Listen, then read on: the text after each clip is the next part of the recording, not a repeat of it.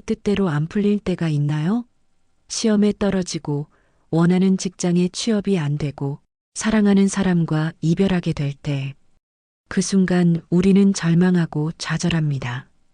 하지만 성경은 전혀 다른 관점을 제시합니다.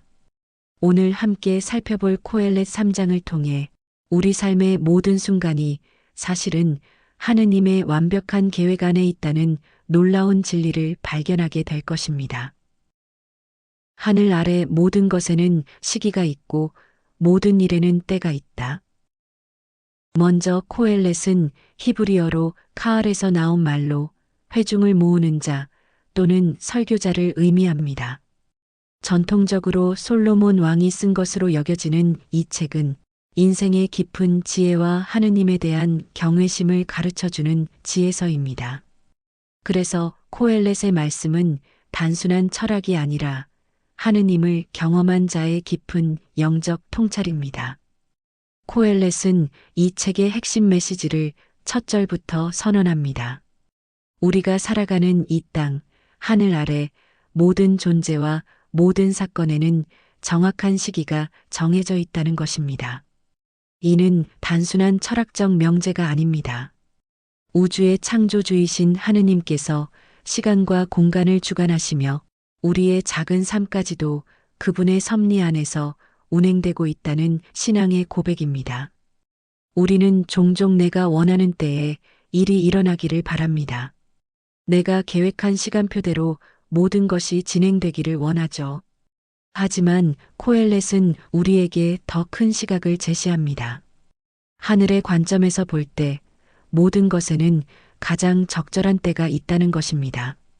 이 깨달음이 바로 신의 한 수의 출발점입니다.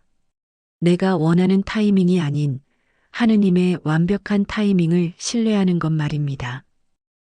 태어날 때가 있고 죽을 때가 있으며 심을 때가 있고 심긴 것을 뽑을 때가 있다. 인간의 생명은 우연의 산물이 아닙니다. 태어남과 죽음, 이 가장 근본적인 생명의 순간들도 하느님의 정확한 시간표 안에 있습니다. 우리가 이 세상에 태어난 것도 언젠가 이 세상을 떠날 것도 모두 하느님의 계획 안에 있다는 뜻입니다. 심는 것과 뽑는 것의 비유는 더욱 깊은 의미를 담고 있습니다. 농부가 씨를 뿌릴 때와 추수할 때를 정확히 아는 것처럼 하느님도 우리 삶에 무언가를 시작할 때와 마무리할 때를 정확히 아신다는 것입니다. 지금 내가 무언가를 잃고 있다면 그것은 더 좋은 것을 심기 위한 하느님의 준비일 수 있습니다. 이것이 바로 신의 한 수입니다. 내가 보기에는 손해나 실패로 보이는 것이 하느님의 더 큰 계획 안에서는 다음 단계를 위한 필수적인 과정일 수 있다는 것입니다. 죽일 때가 있고 고칠 때가 있으며 부술 때가 있고 지을 때가 있다. 이 구절은 삶의 파괴와 창조, 상처와 치유의 리듬을 보여줍니다. 때로는 우리 삶에서 무언가가 죽어야 할 때가 있습니다. 나쁜 습관이나 잘못된 관계, 또는 이미 수명을 다한 꿈들 말입니다. 이런 것들이 죽지 않으면 새로운 것이 태어날 수 없습니다. 고치는 때와 부수는 때도 마찬가지입니다. 하느님은 때로 우리의 상처를 치유하시고 때로는 우리가 견고하게 쌓아놓은 것들을 부수십니다. 내가 의지하던 것이 무너질 때 그것은 더 견고한 토대 위에 새 것을 지으시려는 하느님의 계획일 수 있습니다. 직장을 잃었을 때, 사업이 망했을 때, 꿈이 좌절될 때 우리는 절망합니다. 하지만 코엘렛의 관점에서 보면 이것은 부수는 때이고 곧 지을 때가 올 것입니다.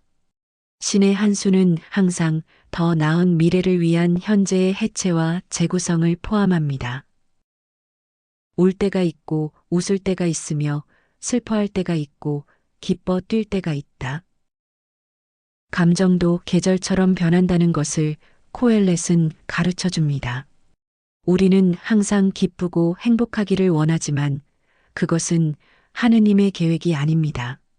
슬픔과 기쁨, 눈물과 웃음 모두가 우리 삶에 필요한 감정들입니다. 올 때가 있다는 것은 슬픔을 억지로 참거나 부정할 필요가 없다는 뜻입니다. 사랑하는 사람을 잃었을 때, 실패했을 때, 상처받았을 때 우는 것은 자연스럽고 필요한 과정입니다. 이 눈물은 치유의 시작이며 더 깊은 성숙으로 가는 통로입니다. 하지만 울 때만 있는 것은 아닙니다. 웃을 때와 기뻐 뛸 때도 반드시 옵니다. 지금 슬픔 속에 있다면 그것이 영원하지 않다는 희망을 가져도 됩니다. 하느님의 시간표에는 당신을 위한 기쁨의 때도 정확히 예정되어 있습니다. 이것이 바로 신의 한 수입니다. 슬픔 뒤에 오는 기쁨을 미리 준비하고 계시는 하느님의 사랑입니다. 돌을 던질 때가 있고 돌을 모을 때가 있으며 껴안을 때가 있고 떨어질 때가 있다. 관계의 시기에 대한 깊이 있는 통찰이 담겨 있습니다. 돌을 던지는 것은 때로 필요한 거리두기나 단호한 거부를 의미합니다. 모든 관계가 항상 가까워야 하는 것은 아닙니다. 때로는 건강한 경계를 설정하고 독성적인 관계로부터 자신을 보호해야 할 때가 있습니다. 하지만 돌을 모을 때도 있습니다. 화해의 때, 용서의 때, 다시 관계를 회복할 때 말입니다. 과거에 상처를 주고받은 사람과도 하느님의 때가 되면 다시 만날 수 있습니다. 껴안을 때와 떨어질 때의 리듬도 마찬가지입니다. 사랑하는 사람과의 이별이 아플 때 우리는 그것이 영원한 작별인 것처럼 느낍니다. 하지만 하느님의 관점에서 보면 떨어져 있는 시간도 필요한 성장의 과정일 수 있습니다. 더 성숙한 사랑으로 다시 만날 준비를 하는 시간 말입니다. 신의 한 수는 관계에서도 적용됩니다. 지금의 이별이나 갈등이 더 깊고 진실한 사랑으로 가기 위한 과정일 수 있다는 것입니다. 찾을 때가 있고 잃을 때가 있으며 간직할 때가 있고 던져버릴 때가 있다. 소유에 대한 하느님의 관점이 드러납니다. 우리는 한 번 얻은 것을 영원히 붙들고 있으려고 합니다. 하지만 코엘렛은 찾는 것만큼 잃는 것도 필요한 때가 있다고 말합니다. 잃을 때가 있다는 것은 우리를 절망시키는 말이 아닙니다. 오히려 더 좋은 것을 찾기 위해서는 때로 지금 가진 것을 내려놓아야 한다는 지혜입니다. 좋은 것을 붙들고 있으면서 최고의 것을 놓치는 어리석음을 피하라는 뜻입니다. 던져버릴 때도 있습니다. 더 이상 필요 없는 것, 나의 성장을 방해하는 것, 하느님의 뜻에 어긋나는 것들은 과감히 버려야 합니다. 이것은 손실이 아니라 해방입니다. 간직할 때가 오면 하느님께서 정말 소중한 것을 주십니다. 그때까지 참고 기다리는 것, 이것이 신의 한 수를 믿는 신앙입니다. 지금 잃고 있는 것이 있다면 더 소중한 것을 간직할 때를 하느님이 준비하고 계신다고 믿어보세요. 찢을 때가 있고 꿰맬 때가 있으며 침묵할 때가 있고 말할 때가 있다. 의사소통과 관계 회복의 시기에 대한 지혜가 담겨 있습니다. 찢는 것은 때로 필요합니다. 잘못된 관습이나 불이한 구조, 거짓된 가르침은 찢어져야 합니다. 예수님도 성전에서 상인들을 내쫓으시며 잘못된 것을 찢으셨습니다. 하지만 찢는 것으로 끝나지 않습니다. 꿰맬 때가 반드시 옵니다. 상처받은 관계를 회복하고 분열된 공동체를 하나로 만드는 때 말입니다. 하느님은 파괴자가 아니라 궁극적으로 치유자이십니다. 침묵과 말의 때도 중요합니다. 모든 상황에서 말해야 하는 것은 아닙니다. 때로는 침묵이 더 큰 사랑의 표현일 수 있습니다. 상대방의 마음이 준비되지 않았을 때, 진실을 말해도 받아들여지지 않을 때는 기다리는 지혜가 필요합니다. 하지만 말할 때가 되면 담대히 말해야 합니다. 진리를 선포할 때, 사랑을 고백할 때, 용서를 구할 때가 그런 때입니다. 신의 한 수는 적절한 타이밍에 적절한 말을 하게 하시는 하느님의 인도입니다. 사랑할 때가 있고 미워할 때가 있으며 전쟁의 때가 있고 평화의 때가 있다. 이 구절은 가장 논란이 될 수 있는 내용을 담고 있습니다. 미워할 때와 전쟁의 때가 있다는 것이 과연 그리스도교적인가요? 하지만 여기서 말하는 미움은 개인적인 원한이 아닙니다. 죄와 불의에 대한 거룩한 분노, 악에 맞서는 정당한 저항을 의미합니다. 때로는 사랑하기 위해서 미워해야 할 것들이 있습니다.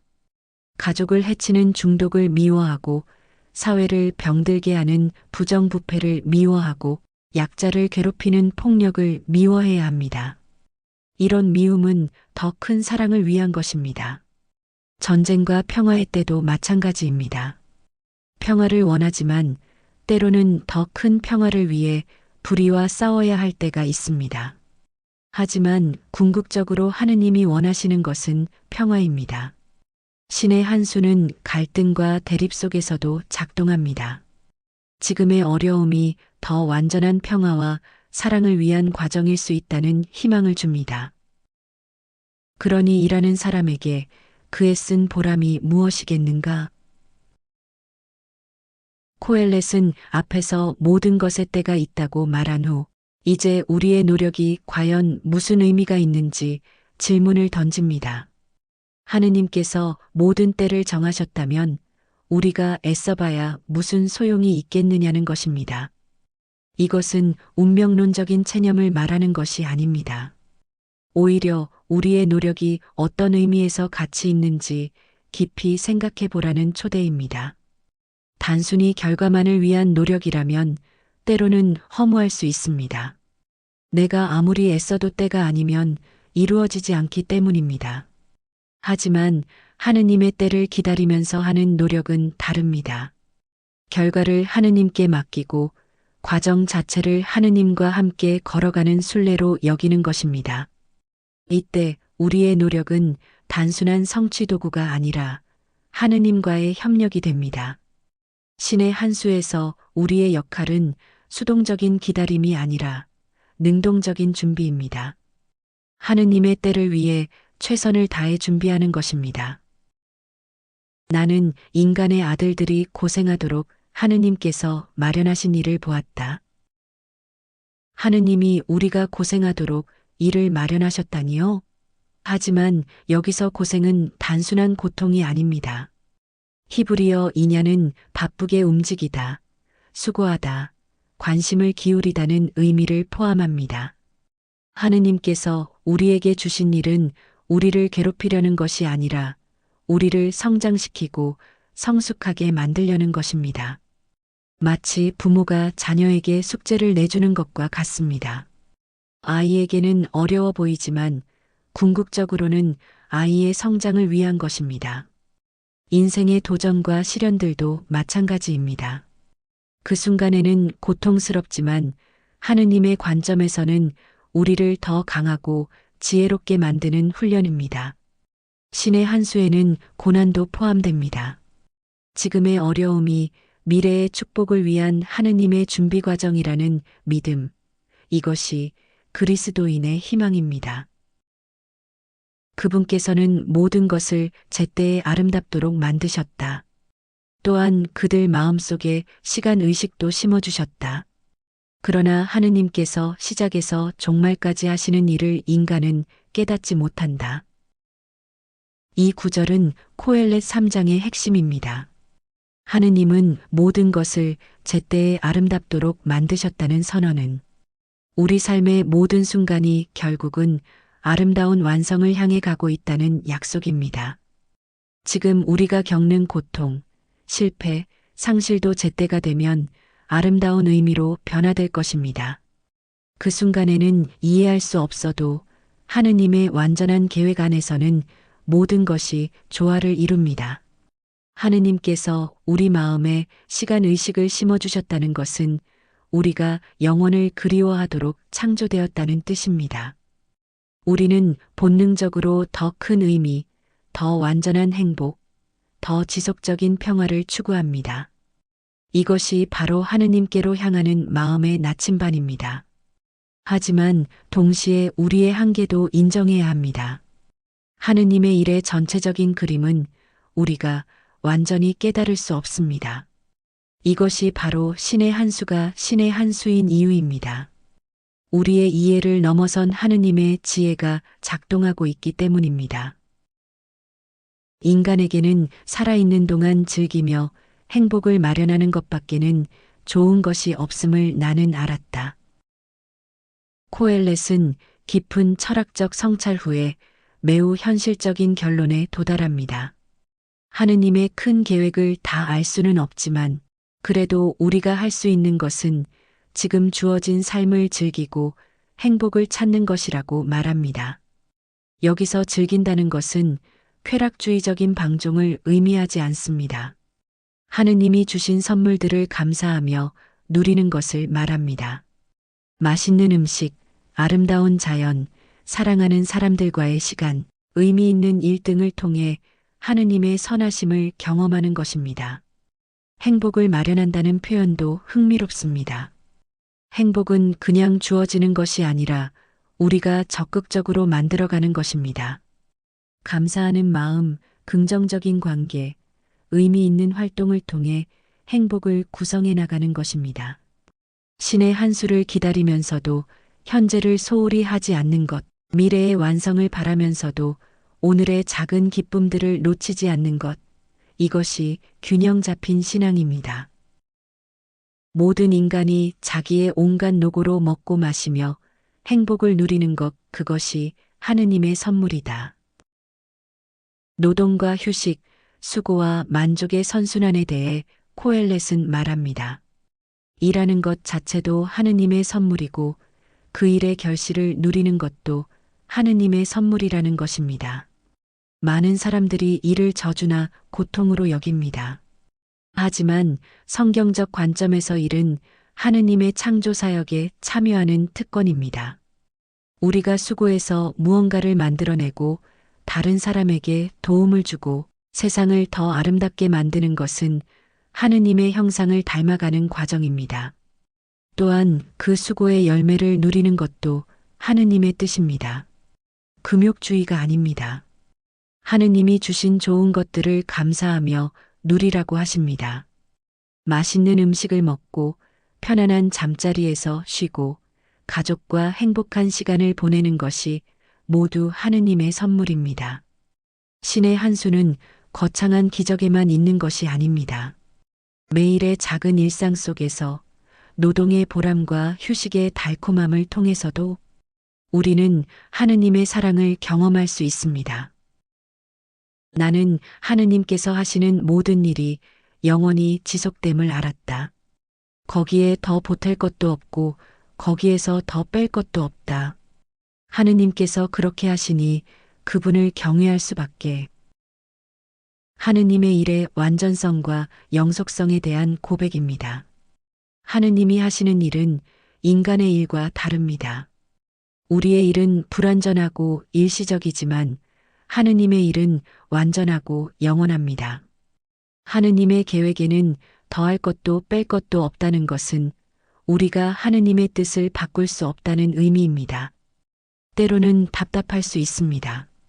내가 원하는 대로, 내가 생각하는 더 좋은 방향으로 하느님이 일하시면 좋겠다고 생각할 때가 있습니다. 하지만 이것이 오히려 우리에게는 위로입니다. 하느님의 계획은 우리의 실수나 죄악으로 인해 망가지지 않습니다. 우리가 잘못 선택하거나 실패해도 하느님은 그것마저 선으로 바꾸실 수 있는 분이십니다. 그래서 코엘렛은 하느님을 경외할 수밖에 없다고 고백합니다. 경외는 두려움과 존경이 섞인 감정입니다. 하느님의 크심과 완전하심 앞에서 느끼는 겸손한 마음입니다. 신의 한 수를 인정하는 것은 바로 이런 경외심에서 시작됩니다. 있는 것은 이미 있었고 있을 것도 이미 있었다. 그리고 하느님께서는 사라진 것을 찾아내신다. 시간을 초월하신 하느님의 관점이 드러나는 구절입니다. 우리에게는 과거, 현재, 미래가 순차적으로 흘러가지만 하느님께는 모든 시간이 동시에 현재입니다. 우리가 새로운 것이라고 생각하는 것도 하느님께는 이미 아시는 것입니다. 우리의 미래에 대한 걱정도 하느님께는 이미 해결된 과거일 수 있습니다. 이런 관점에서 보면 우리의 염려와 불안이 얼마나 불필요한 것인지 깨닫게 됩니다. 특히 하느님께서는 사라진 것을 찾아내신다는 표현은 깊은 위로를 줍니다. 우리가 잃어버린 것들, 놓쳐버린 기회들, 돌이킬 수 없다고 생각하는 것들도 하느님은 다시 찾아내실 수 있다는 것입니다. 신의 한 수는 과거를 되돌리는 것이 아니라 과거의 상처와 실패마저도 현재와 미래의 축복으로 변화시키는 하느님의 능력입니다. 잃어버린 것이 있다면 하느님은 그보다 더 좋은 것으로 찾아내 주실 것입니다. 나는 또 태양 아래에서 보았다. 공정의 자리에 불의가 있음을, 정의의 자리에 불의가 있음을. 나는 속으로 말하였다. 의인도 악인도 하느님께서는 심판하시니 모든 일과 모든 행동의 때가 있기 때문이다. 코엘렛은 현실의 부조리함을 정직하게 인정합니다. 법정에서 불이한 판결이 내려지고 정의가 실현되어야 할 자리에서 오히려 악이 득세하는 현실 말입니다. 이런 현실 앞에서 우리는 절망하기 쉽습니다. 하지만 코엘렛은 더 큰 관점을 제시합니다. 인간의 법정에서는 불의가 승리하는 것처럼 보여도 하느님의 법정에서는 반드시 공의가 실현된다는 것입니다. 심판에도 때가 있다는 것은 지금 당장 악이 처벌받지 않는다고 해서 영원히 그럴 것은 아니라는 뜻입니다. 이것이 바로 신의 한 수입니다. 당장 눈에 보이는 불의와 부조리가 전부가 아니라는 것입니다. 하느님은 더 완전한 정의를 더 적절한 때에 실현하실 것입니다. 그때까지 우리는 인내하며 의를 행하면 됩니다. 선한 사람이 고통받고 악한 사람이 형통할 때 우리는 하느님의 공의를 의심하게 됩니다. 하지만 하느님의 시간표는 우리와 다릅니다. 결국에는 모든 것이 바로 세워질 것입니다. 나는 인간의 아들들에 관하여 속으로 생각하였다.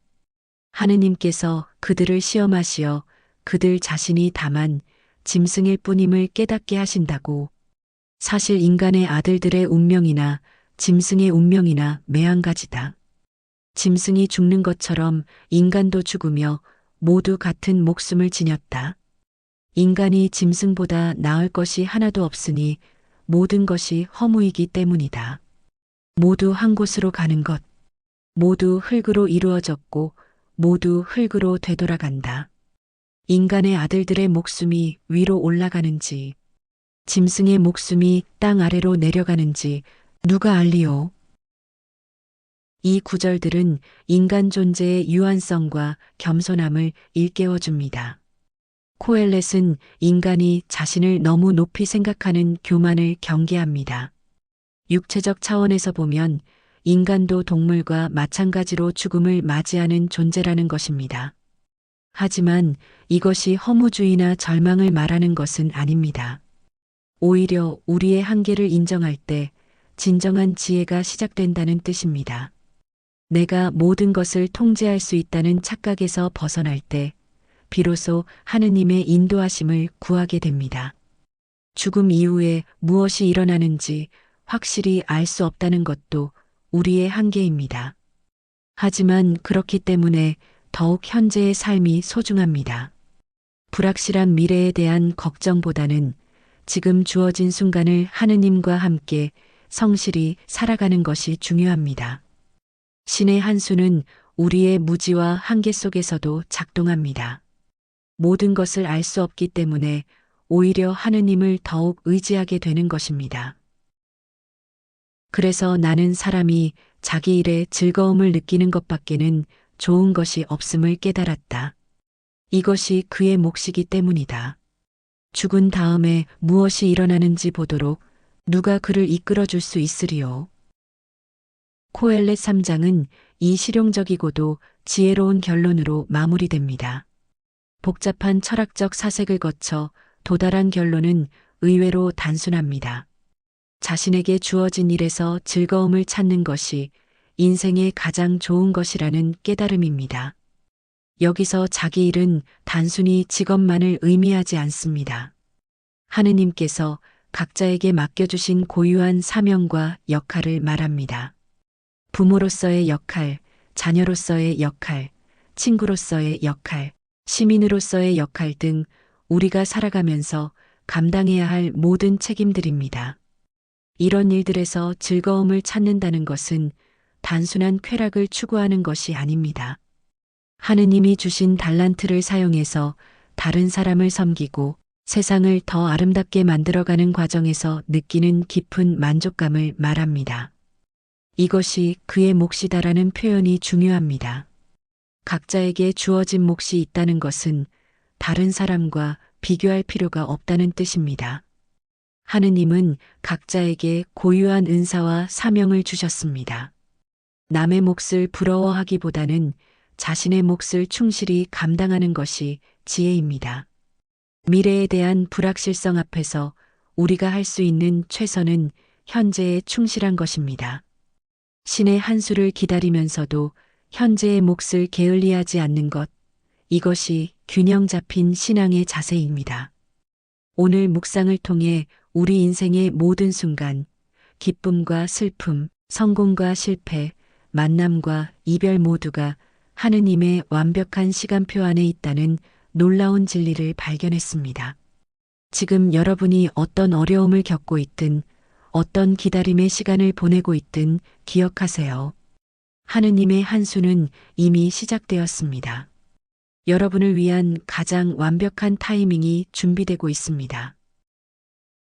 주님, 저의 모든 것을 주님께 맡깁니다.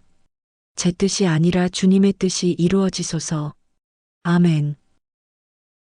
더 깊은 말씀, 묵상과 신앙의 여정을 함께 걸어가고 싶으시다면 구독과 알림 설정 부탁드립니다. 여러분의 댓글과 기도 제목도 언제나 환영합니다. 하느님의 평화가 여러분과 함께 하시길 기도합니다. 감사합니다.